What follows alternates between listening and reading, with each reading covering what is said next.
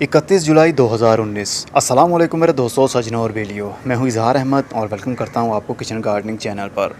हम अपने गुलाब के पौधे के जो बर्ड्स हैं, जो कलियां हैं, उसको कैसे मोटा कर सकते हैं और फूल का साइज़ कैसे इंक्रीज़ कर सकते हैं, ये सवाल किसी ने कमेंट में पूछा तो मेरा दिल चाहा कि उसके ऊपर क्यों ना वीडियो बना के आप सबके साथ शेयर किया जाए कि पौधा कोई सा भी हो, उसकी कली को मोटा करने के लिए कोई खाद नहीं होती और ना ही फूल का साइज़ इंक्रीज़ करने के लिए खाद होती है।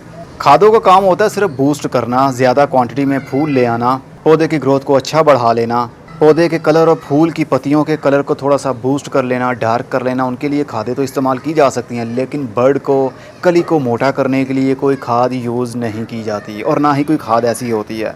कली को मोटा करने के लिए सिर्फ़ और सिर्फ मौसम के ऊपर ध्यान देना पड़ता है। गर्मी के मौसम में गुलाब के पौधे को फूल तो लगते हैं, लेकिन बहुत ही छोटे साइज़ के, और उसकी कलियां भी बहुत छोटी छोटी सी होती हैं और जब वो खिल जाती हैं तो बहुत ही कम पत्तियां देखने में हमें मिलती हैं। लेकिन जैसे ही सर्दी के दिन शुरू होते हैं, रातें ठंडी होने लगती हैं और दिन के टाइम भी ठंड पड़ने लगती है, तो ऐसे में जो कलियां लगती हैं उनका साइज़ भी इंक्रीज़ हो जाता है और जब वो फूल खिल जाता है तो उनकी पत्तियां भी मोटे साइज़ की होती हैं, बड़े साइज़ की होती हैं और काफ़ी दिनों तक वो फूल के ऊपर टिकी रहती हैं, जल्दी गिरती नहीं हैं। तो जो भी आपको कहता है कि फूल का साइज़ और कलियों का साइज़ इंक्रीज़ करने के लिए खाद यूज़ करें, तो मुझे नहीं लगता कि ये काम करेगी। ये कुदरत का काम है और कुदरत के काम को कुदरत पर ही छोड़ दिया जाए तो ज़्यादा अच्छा रहता है। और अगर आप इसको बूस्ट करना ही चाहते हैं, वो भी गर्मी के दिनों में, कलियों को मोटा करना चाहते हैं, तो इनको इन्वायरमेंट, आर्टिफिशियल इन्वायरमेंट ऐसा देना पड़ेगा, टेम्परेचर, ह्यूमिडिटी ऐसी देनी पड़ेगी जो कि सर्दी के दिनों में ऑटोमेटिकली बन जाती है। जैसे दिसंबर के महीने में, जनवरी के महीने में गुलाब के पौधे को, चाहे देसी गुलाब हो चाहे इंग्लिश रोज़ हो, जब उसको फूल लगता है तो उसकी कली भी बहुत मोटी होती है, बड़े साइज़ की होती है और जब फूल खिल जाता है तो फूल का साइज़ भी काफ़ी होता है और गुच्छेदार फूल होता है। पत्तियाँ मोटी मोटी होती हैं और काफ़ी दिनों तक, 6 से 7 दिनों के लिए फूल खिला रहता है, उसकी पत्तियां गिरती नहीं है क्योंकि कूलनेस मिल रही होती है, ठंडक मिल रही होती है। और गर्मी में ये सब कुछ होता नहीं है। गर्मी में बहुत ज़्यादा गर्मी होती है जिसकी वजह से मॉइस्चर उड़ जाता है, साइज़ इंक्रीज़ नहीं हो पाता और 1 से 2 दिन के अंदर अंदर ही फूल झड़ जाता है।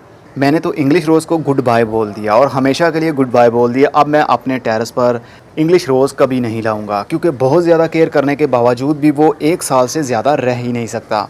रूफ़ टॉप के ऊपर आपको मालूम है कितनी गर्मी होती है। रूफ़ टॉप की तो अलग बात है, ज़मीन में भी अगर आपने लगाया हो तो 1 साल के लिए ही ये पौधा आपके पास रह पाता है और उसके बाद में जैसे ही गर्मी आती है इसकी हालत बिगड़ने लगती है, या फंगल इन्फेक्शन हो जाता है इसको, या डाई बैक की बीमारी आने लगती हैं, या ये गलने लगते हैं, मतलब ब्रांच इनकी गलने लगती है, काली होने लगती है और आहिस्ता आहिस्ता पूरा पौधा ही हमारा नीचे तक काला पड़ जाता है। इसलिए आज से इंग्लिश रोज़ को गुड बाय है। मेरे गार्डन में होगा देसी रोज़। एक जंगली रोज़ होता है, एक देसी रोज़ होता है। जो मेरे पास है, ये देखिए बटरफ्लाई भी आ गई है। फूलों के ऊपर बटरफ्लाई का आना या ऐसे पेस्ट का आना जो रस चूसते हैं, ऐसे इंसेक्ट का आना जो रस चूसते हैं, वो बहुत ही बेनिफिशियल होता है आपके गार्डन के लिए। आपके गार्डन में ऐसे पौधे भी लगे होंगे जो फ्रूट देने वाले हैं और जब उनको फूल लग जाते हैं तो जो तितलियां, जो रस चूसने वाले कीड़े आकर रस चूसते हैं, एक दूसरे फूल के ऊपर शिफ्ट होते हैं तो कुदरती तौर पर पॉलिनेशन का काम भी वो कर देते हैं। इसलिए कुछ ऐसे पौधे भी आपके पास होने चाहिए जो सदाबहार हों, जैसे कि देसी गुलाब। ये सदाबहार है, सर्दी के दिनों में बहुत ज़्यादा ब्लूमिंग होगी इसको, गर्मी के दिनों में भी होती है। जैसा कि आज 31 जुलाई है, बहुत ज़्यादा गर्मी है, बरसात का मौसम भी है, ह्यूमिडिटी भी है, लेकिन फिर भी इसको फ्लावरिंग और बडिंग आप देख सकते हैं कैसे गुच्छों की सूरत में हो रही है। जैसे जैसे सर्दी बढ़ती जाएगी, ठंड आती जाएगी, तो वैसे वैसे इनकी और भी कलियां आएंगी और बूस्ट करेंगी, ज़्यादा बड़े साइज़ की होंगी और जब फूल खिलेंगे तो वो काफ़ी देर तक टिके रहेंगे ब्रांच के ऊपर। फूल ज़्यादा लाने के लिए आप खाद का यूज़ कर सकते हैं, लेकिन फूल ज़्यादा देर तक टिका रहे पौधे के ऊपर और इसकी कलियां मोटी हों, ऐसा खाद से नहीं हो सकता। ऐसा सिर्फ़ और सिर्फ मौसम के ऊपर डिपेंड करेगा।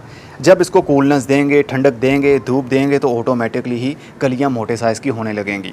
खाद के तौर पर आप NPK यूज़ कर सकते हैं या फिर कंपोस्ट टी भी यूज़ कर सकते हैं। गाय के गोबर की कंपोस्ट टी बना कर रखिए, हर 7 दिन के बाद 1 गिलास पानी गमले के अंदर ऐड कर दिया करें। बाकी नॉर्मली जैसे आप पानी देते हैं वैसे दे सकते हैं। और इसका सीड पॉड भी बनता है जो देसी होता है ना, ये देख सकते हैं, ये सीड पॉड बन रहा है, इसके अंदर बीज बनेंगे। इसी पौधे के मदर प्लांट से मैंने बीज उतारे थे तकरीबन 2 साल पहले। इसके ऊपर मैंने वीडियो भी बनाई थी, वीडियो के ऊपर लिंक दे रहा हूँ, आप वो देखेंगे बीज किस तरह मैंने कलेक्ट किए, किस तरह मैंने उगाया और कितने महीनों में उसकी जर्मिनेशन शुरू हुई। लेकिन वो पौधे छोटे थे, सर्दी आने पर वो सर्वाइव नहीं कर पाए। ये उसी मदर प्लांट की कटिंग मैंने काटी और अपने इस गमले के अंदर लगाई तो एक पौधा बन गया। अब मेरे पास 1 साल के अंदर मैं कोशिश करूँगा बहुत सारे इसी तरह के पौधे बनाऊँ, जिनकी केयर भी बहुत कम करनी पड़ती है। फुल धूप में रहें तब भी कोई प्रॉब्लम नहीं, शेडी एरिया में रहें तब भी कोई प्रॉब्लम नहीं। इनके ऊपर जल्दी कोई फंगस भी अटैक नहीं करता है, क्योंकि ये देसी रोज़ जो हुआ हमारी अपनी ज़मीन का पौधा हुआ और इंग्लिश रोज़ यहाँ का नहीं है, वो बाहर के मुल्कों से इंपोर्ट किया गया और ये अपना इस मुल्क का है। मतलब पाकिस्तान में हो, इंडिया में हो, हमारी यहाँ ज़मीन के हिसाब से, क्लाइमेट के हिसाब से ये बहुत अच्छी ग्रोथ करते हैं। और इंग्लिश रोज़ सीज़नल होते हैं, जब ठंड होती है, बहुत ज़्यादा ठंड होती है तो उनकी ग्रोथ होती है, गर्मी आने पर उनकी ग्रोथ रुक जाती है या वो मर जाते हैं।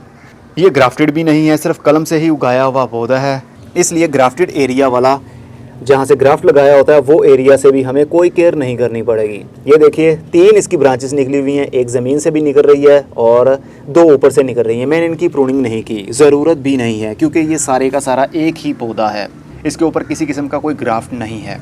तो आप भी कोशिश कीजिए ऐसे पौधे लाने की। मैं बहुत ज़्यादा कोशिश करूँगा कि अपने इस पौधे को मल्टीप्लाई करूँ और 1 साल के अंदर बहुत सारे पौधे इस तरह के बनाऊँ, क्योंकि ये बहुत ही हार्डी प्लांट है, मुझे बहुत पसंद आया। ये किस्मत से ही ऐसे गुलाब के पौधे मिलते हैं जो सर्वाइव करते हैं और उनके ऊपर कोई बीमारी नहीं आती। पानी कम दे तब भी वो ज़िंदा रहते हैं, ज़्यादा मिल जाए तब भी उनको कोई प्रॉब्लम नहीं होती। अगर आपके पास भी ऐसे पौधे हैं तो उनकी केयर कीजिए, उनको मल्टीप्लाई करने की कोशिश कीजिए। अब मैं चलता हूँ, खुदा हाफिज़, good bye, see you and tata, और अपना बहुत सा ख्याल रखिएगा।